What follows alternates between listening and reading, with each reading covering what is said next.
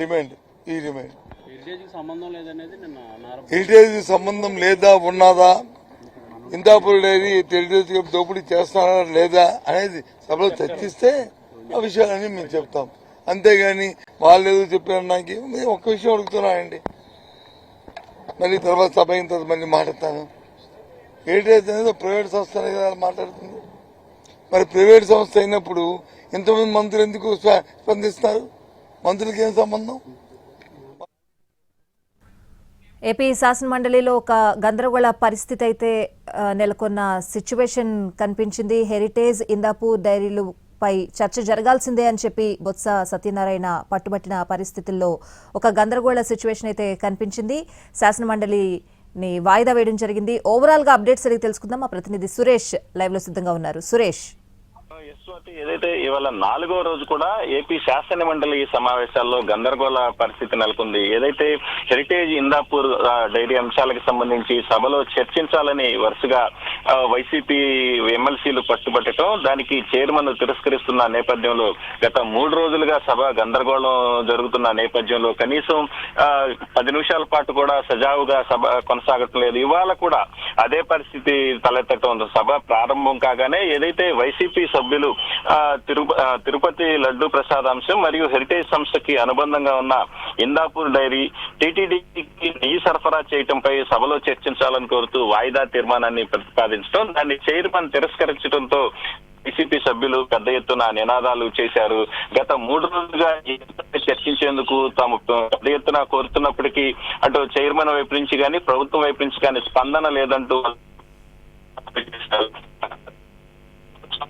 తీసుకువెళ్లి ఆయన జరిగిన అపచారాన్ని మన్నించాలంటూ వాళ్ళు నినాదాలు చేస్తున్న నేపథ్యంలో పెద్ద ఎత్తున గందరగోళం చెలరేగింది. దీంతో చైర్మన్ సభను 10 నిమిషాల పాటు విరామం ప్రకటించారు. ఏదైతే గత 4 రోజులుగా ఇందాపూర్ డైరీకి సంబంధించి హెరిటేజ్ తో ఉన్న మాట్లాడాల్సిందే, సభలో చర్చించాల్సిందే అంటూ వైసీపీ సభ్యులు వాయిదా తీర్మానాన్ని ఇస్తూ వస్తున్న నేపథ్యం.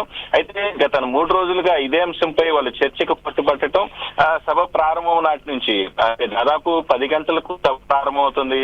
ఇదే అంశంపై వాయిదా తీర్మానాన్ని ఇవ్వటం, వాయిదా తీర్మానాన్ని తిరస్కరిస్తూ దాని వెంటనే సభ్యుల నినాదాల నేపథ్యంలో సభ వాయిదా పడుతూ వచ్చింది. ఖచ్చితంగా సభ దాదాపు గత 3 రోజులుగా పరిశీలించినట్టయితే కేవలం 10 నిమిషాలకు మించి ప్రశ్నోత్తరాల్లో చైర్మన్ ప్రారంభిస్తున్నప్పటికీ సభలో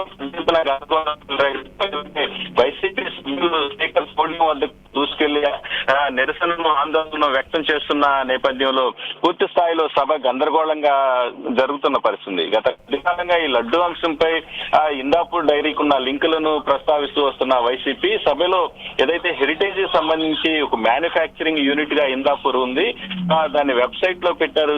వెంటనే దాన్ని మీరు వెబ్సైట్ నుంచి కూడా కో మ్యానుఫ్యాక్చరింగ్ యూనిట్ గా మార్చారు అంటూ కొన్ని ఆధారాలతో ఇటీవల వైసీపీ సభ్యులు హెరిటేజ్ పై ఆరోపణలు చేయటం, దాన్ని సభలో చర్చించాలంటూ కోరుతున్న నేపథ్యంలో అటు మా కూటమి మంత్రుల నుంచి కూడా గట్టి రియాక్షన్ ఎదురవుతుంది.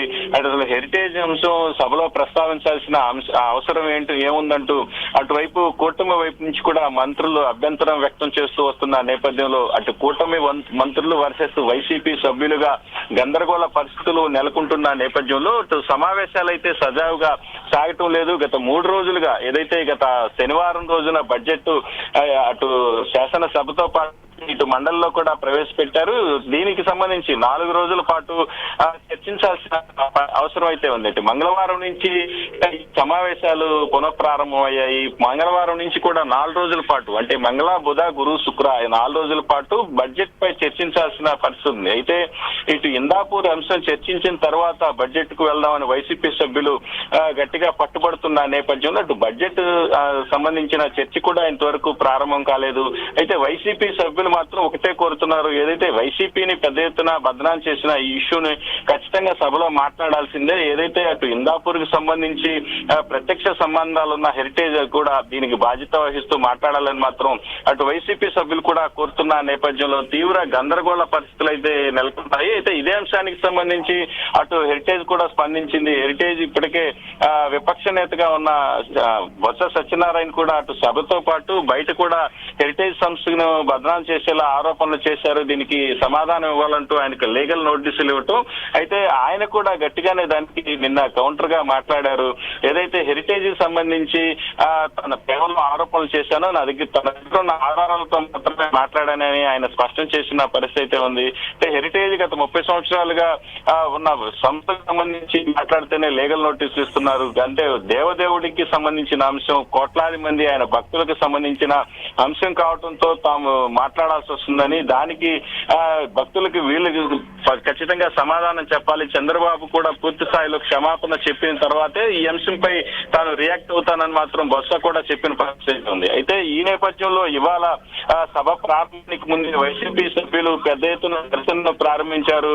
ఆ గేటు దగ్గరికి వెళ్లేటప్పుడు కూడా గోవిందా గోవిందా అంటూ వెంకటేశ్వర స్వామి చిత్రపటాలు ఉన్న బొమ్మలను పట్టుకుని ర్యాలీగా బయలుదేరారు. అయితే ఇదే సమయంలో అటు పోలీసులు కూడా అటు ఫ్లెక్సీలతో పాటు ప్లకార్డులను కూడా లోపల అనుబంధించకపోవడంతో కొంత గందరగోళం చెలరేగింది. అయితే మొత్తం మీద సభలోకి వాళ్ళు వెళ్లిన తర్వాత కూడా అటు చైర్మన్ ఇదే వాయిదా తీర్మానాన్ని తిరస్కరించడంతో మళ్ళీ పెద్ద ఎత్తున గందరగోళం చెలరేగింది. పూర్తి స్థాయిలో ఈ అంశంపై చర్చ జరిగే వరకు మాత్రం సభ జరిగే అవకాశం మాత్రం కనిపించడం లేదు. అయితే చైర్మన్ గత 3 రోజులుగా ఇరుపక్షాలతోటి మాట్లాడి సంయమనంతో సభను తిరిగి గాడిలో పెట్టేందుకు మాత్రం ప్రయత్నిస్తున్నప్పటికీ మాత్రం వైసీపీ నుంచి ఖచ్చితంగా ఈ అంశానికి సంబంధించి చర్చ జరగాలని పట్టుబడుతున్న నేపథ్యంలో సభ గందరగోళ పరిస్థితులు అయితే నెలకొంటున్నాయి. ఇవాళ పరిస్థితి ఎట్లా ఉండబోతుందనేది మాత్రం చూడాల్సి ఉంది. ఈశ్వర్.